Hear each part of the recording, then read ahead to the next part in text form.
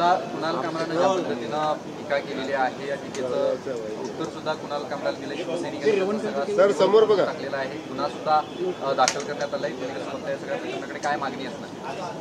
हे बघा, कुणाल कामरा ही जी वृत्ती आहे, आपण पाहिलं असेल की मागच्या काळामध्ये केंद्र सरकारवर आदरणीय मोदीजीवर यांनी कायम टीका करण्याचं काम केलेलं आहे. आणि आता सध्या त्यांचं दुकान बंद झाल्यामुळे त्यांनी आता या ठिकाणी आदरणीय शिंदे साहेबांवर टीका करण्याचा प्रयत्न केला आहे. एका हातामध्ये संविधान दाखवत आहेत, त्या संविधानाच्या भरोशावरच रिक्षावाला या राज्याचा मुख्यमंत्री झाला. एक प्रकारे तो संविधानाचा अपमान ते या ठिकाणी करतायत. गरीब माणसाने मुख्यमंत्री होऊ नये अशा पद्धतीचं जर त्यांना वाटत असेल तर मला वाटतं हे निषेधार्ह बाब आहे. आणि त्यांना वाटत असेल की मी बोलल्यानंतर काहीच होणार नाही, तर कालच्या दिवशी शिवसैनिकांनी त्यांचा चमत्कार त्यांना दाखवलेला आहे. आमचे आमदार आदरणीय मुरलीभाई पटेल मुरजीभाईंनी त्या ठिकाणी त्यांच्यावर गुन्हासुद्धा दाखल केलेला आहे.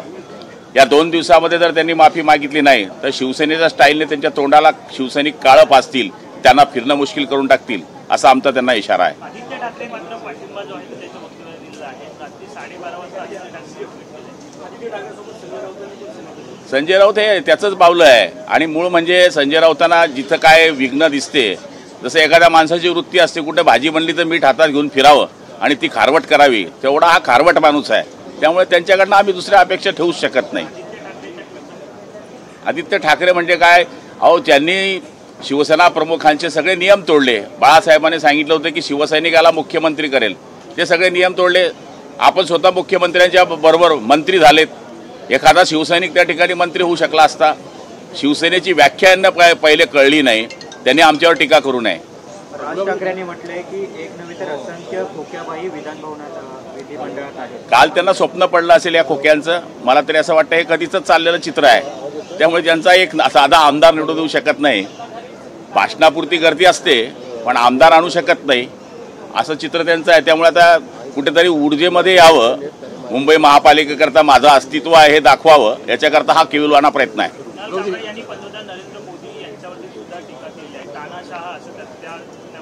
नाही, त्याचं दुकान बंदच पडलं होतं. मी आपलं म्हणलं की मोदीजींवर सुद्धा या माणसाने टीका केलेली आहे. त्यामुळे आता त्या ठिकाणचं दुकान बंद पडल्यानंतर आता शिंदे साहेबांच्या बाबतीत बोलायला निघाले.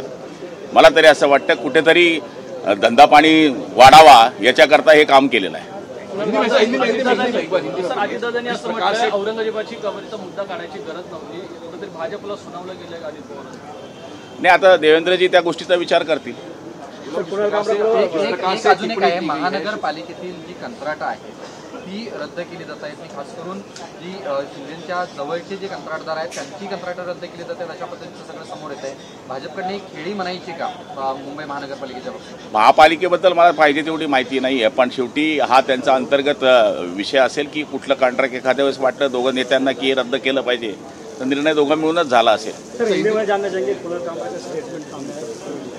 देखिए, इन्होंने आदरणीय पंतप्रधान मोदी जी पर भाई पिछले काल में टिप्पणी की है और मुझे लगता है कि अभी कुछ उनका काम धाम बंद होने की वजह से अभी कुछ करना चाहिए, इसलिए उन्होंने शिंदे जी पर टीका की है.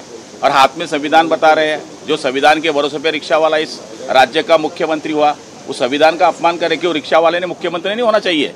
मुझे लगता है कि ये उनका भी कहीं इलाज नहीं चल रहा है, कुछ दुकान नहीं चल रही अपनी, इसके लिए टीका करके अपन बड़ा हो सकते हैं. और वो उनको दिखा दिया है शिवसैनिकों ने, वहाँ पर शिवसैनिकों ने उनका कार्यक्रम ठीक से किया है.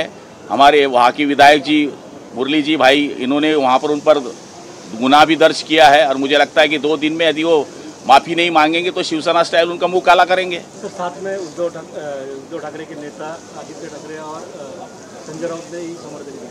वो संजय राउत है, मैं बताता हूँ, जहाँ पर सब्जी बनती है ना वो अच्छी बन रही है तो वहाँ पर वो जाकर उसको कैसी खराब की जाए, इतना ही काम है. और ये न चलने वाली दुकान के साथ में ही रहते हैं.